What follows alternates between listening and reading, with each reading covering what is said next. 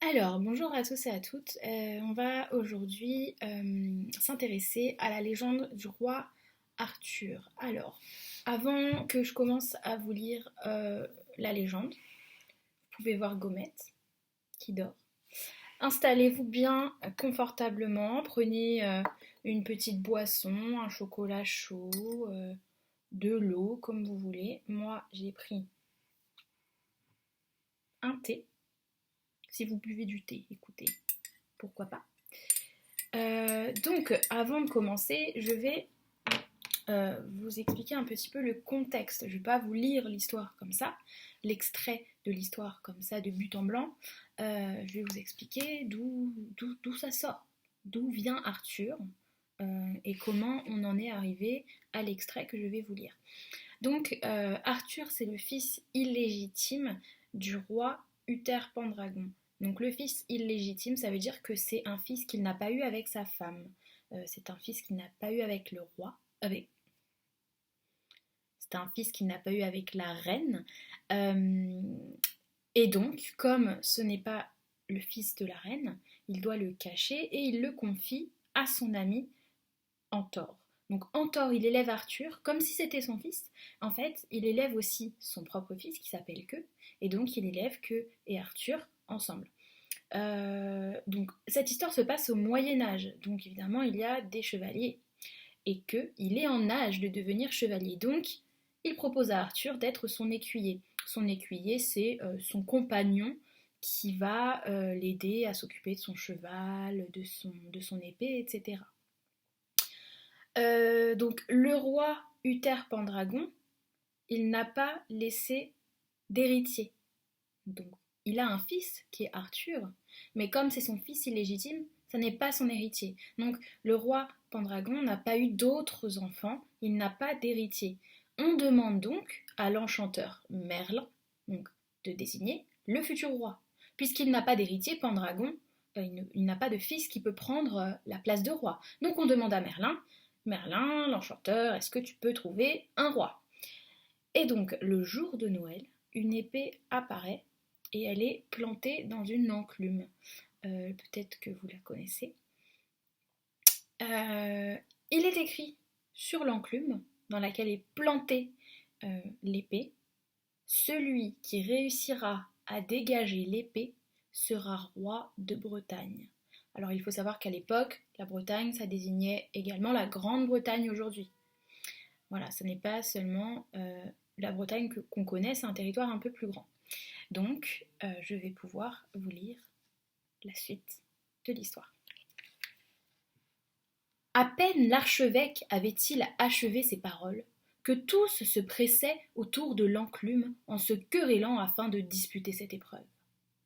Seigneur, quelle impatience! N'oubliez pas que, aux yeux de notre Seigneur, ce ne sont ni la fierté, ni les titres, ni la richesse qui fondent la valeur d'un homme. Ne réussira que celui qui l'a choisi. Devrions-nous attendre des années si celui-là n'est pas né? Dit d'une voix forte l'archevêque. Puis il choisit parmi les plus sages ceux qui commenceraient. Pas moins d'une centaine. Chacun d'eux s'approche, empoigne à deux mains l'épée, bloque son souffle et tire si fort que le sang lui afflue au visage. En vain, l'épée ne branle pas d'un pouce. D'autres après eux essaient encore, mais sans plus de succès. L'entreprise paraît alors à tous impossible. Peu à peu, la foule se dispersa, et bientôt le silence régna sur la place désertée. Le jour des étrennes eut lieu un grand tournoi auquel succéda une formidable mêlée. Que, qui venait d'être adoubé peu de temps auparavant, se lamentait de ne pouvoir y participer car il avait oublié son épée. Serviable, Arthur se proposa aussitôt pour aller la chercher. Parvenu sur la place de l'église, son regard fut attiré par l'éclat de l'épée fichée dans l'enclume, et il eut envie d'essayer à son tour. Sans même descendre de cheval, il s'approcha, s'inclina légèrement, effleura la poignée de l'épée qui jaillit pour venir se caler parfaitement dans sa peau. Lorsque Que l'apprit, il tenta de faire croire à son père qu'il l'avait lui-même arraché du perron de pierre. Mais, sceptique, Antor le questionna tant qu'il finit par avouer la vérité. C'était Arthur et non lui.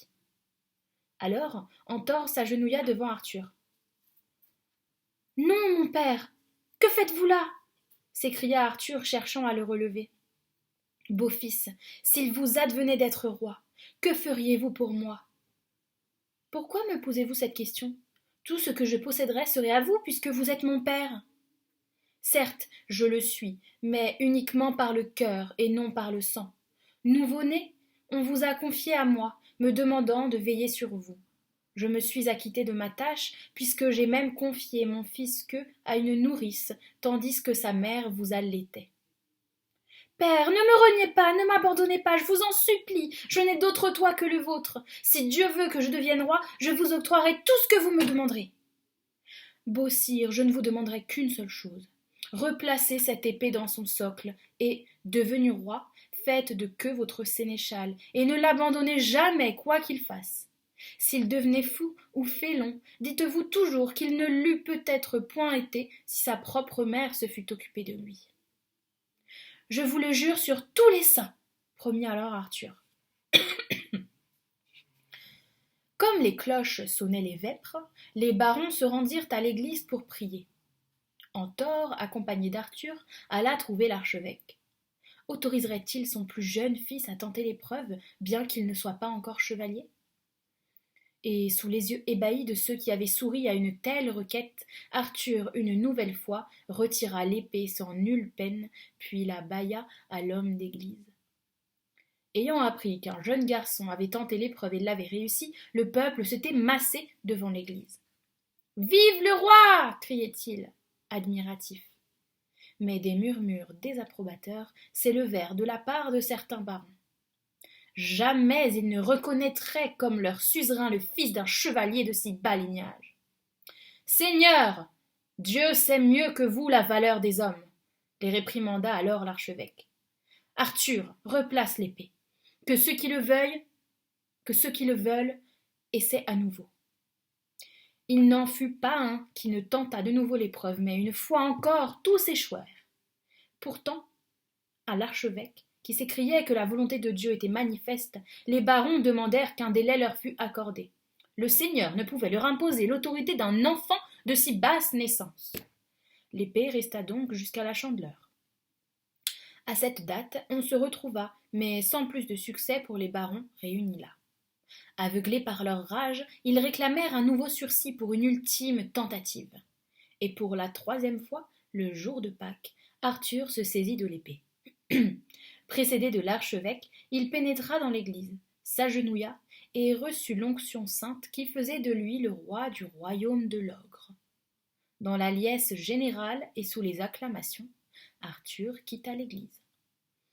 Et c'est donc un extrait d'un roman qui s'appelle Lancelot et les chevaliers de la table ronde, écrit par Anne-Catherine Vivet-Rémy, et elle s'est inspirée du roman de Chrétien de Troyes, qui est à l'origine du personnage d'Arthur.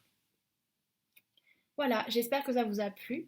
Vous allez maintenant pouvoir continuer l'histoire des arts avec la vidéo que vous avez à regarder, avec également la page du livre de Chrétien de Troyes, qui est la page originale sur laquelle a été écrite cette légende. Et ensuite, vous pourrez regarder la vidéo qui vous raconte l'histoire d'Arthur et de la Dame du Lac, et vous n'aurez plus qu'à remplir la fiche d'histoire des arts. J'espère que ça vous a plu. En tout cas, moi, ça m'avait manqué de vous lire des histoires.